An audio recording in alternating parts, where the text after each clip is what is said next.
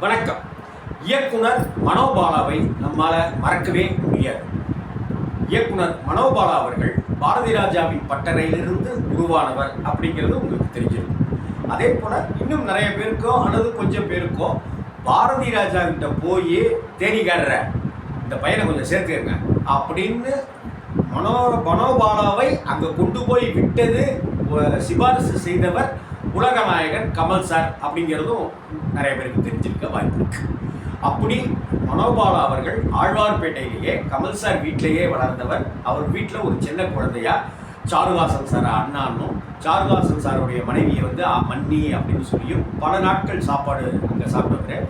தீபாவளிக்கு அவங்க வீட்டில் கமல் சார் வீட்டில் எப்படி ட்ரெஸ் எடுக்கிறாங்களோ அதே போல் மனோபாலாவுக்கும் ட்ரெஸ் எடுத்து கொடுக்குற வழக்கம், பண்டிகை காலங்களில் அவருக்கு ட்ரெஸ் எடுத்து கொடுக்குற வழக்கம் இருந்துச்சு. ரைட், இதெல்லாம் ஒரு பக்கம் இருக்க, மனோபாலாவுக்கு வாழ்க்கையில் ஃபஸ்ட்டு படம் ஆகாய கங்கைன்னு கார்த்திக்கும் சுகாசினியும் நடித்து அந்த படம் மிகப்பெரிய தோல்வி படம் அமையுது. அதுக்கப்புறம் யாருமே அவரை கூப்பிடல, படமே அவருக்கு கிடைக்கல, டைரக்ஷன் வாய்ப்பே அவருக்கு வரலை. என்ன செய்யறது அப்படின்னு கைப்பசைஞ்சு தவிக்கிறாரு, வயிற்ற பிடிச்சிக்கிட்டு கதறாரு. ஏன்னா பசியின் கொடுமை. ஒரு கட்டத்தில் செத்து போயிடலாம் அப்படிங்கிற முடிவுக்கு வந்தவர் திருச்சியில் வெக்காளியம்மன் கோயிலுக்கு போகிறார். திருச்சியில் உறையூரில் இருக்கிற வெக்காளியம்மன் கோயிலுக்கு போய் அங்கே பிரார்த்தனை சீட்டில் நான் படம் டைரக்ட் பண்ணணும், எனக்கு வாய்ப்பு வேணும் அப்படின்னு எழுதிக்கிட்டு இங்கே வர்றாரு. அப்படி இங்கே வந்த சமயத்தில் அவருக்கு மோகன் சார், மைக் மோகன் நம்ம சொல்கிறோம் இல்லையா, அற்புதமான மனிதர்.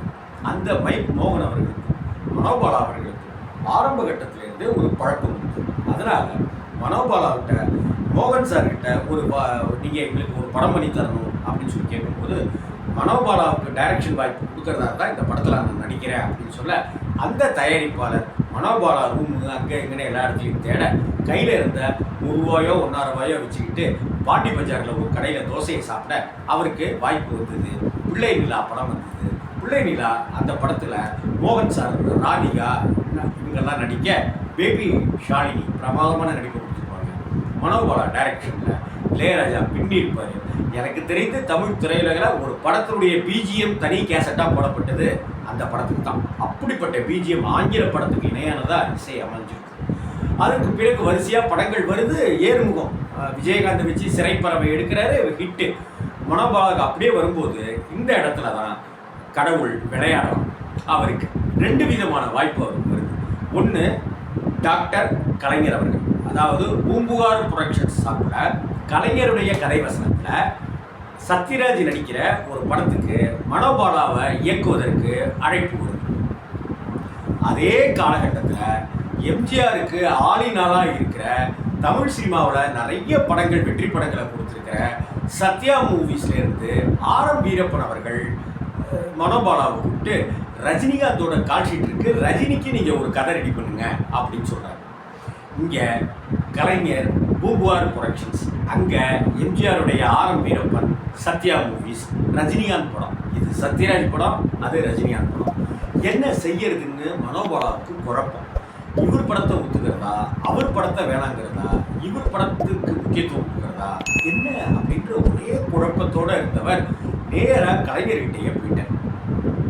இந்த மாதிரிங்க, நீங்கள் எனக்கு இந்த படத்தில் டைரக்ஷனுக்கு வாய்ப்பு கொடுத்து கூப்பிட்டுருக்கீங்க, எனக்கு ரொம்ப பெருமையாக இருக்குது. அதே போல் சத்யா மூவிஸ்லேருந்து ரஜினி சாரை வச்சு டைரக்ட் பண்ணுறதுக்கு எனக்கு வாய்ப்பு இருக்குது. நான் என்ன செய்யுதுன்னு தெரியல.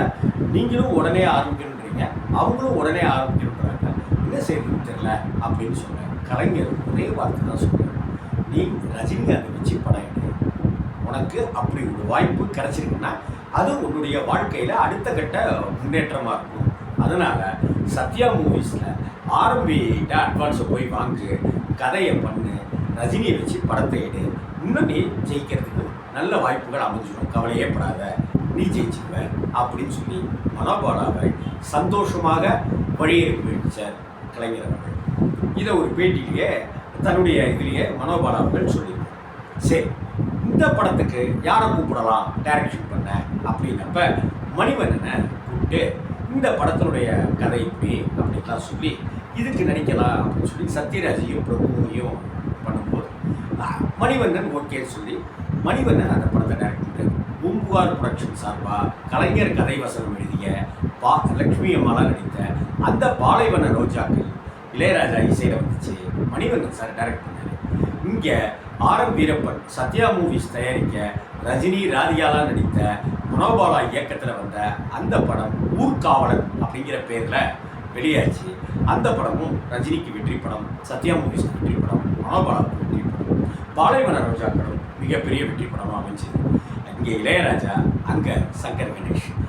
இப்படிப்பட்ட ஒரு சூழ்நிலையில் இதில் ஒரு சுவாரஸ்யம் என்ன, இங்கே பாலைவன ரோஜாக்கள் படத்தை இயக்கிய மணிவண்ணன் சாரா இருக்கட்டும், இங்கே சத்யா மூவிஸ் தயாரிப்பில் வந்த ரஜினிகாந்த் நடித்திருக்கிற ஊர்காவலன் படத்தை இயக்கிய மனோபாலா சாரா இருக்கட்டும், 2 பேருமே பாரதி ராஜாவின் சிஷ்ய பிள்ளைகள் அப்படிங்கிறது குறிப்பிடத்தக்கது. வணக்கம்.